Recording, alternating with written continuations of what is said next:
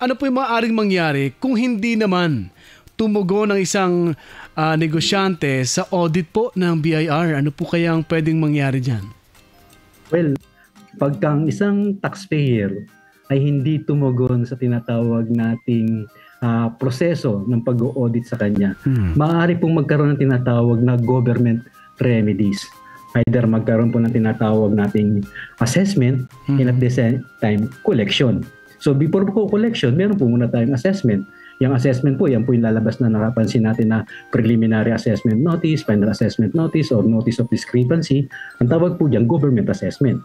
And at the same time, kung halimbawa ina-assess ka at yung taxpayer ayaw makipag-cooperate or maaring wala, hindi makontak o hindi ma-locate, eventually, yung ahensya ng gobyerno na nag-audit po, maaaring magkaroon siya ng tinatawag nating jeopardy assessment.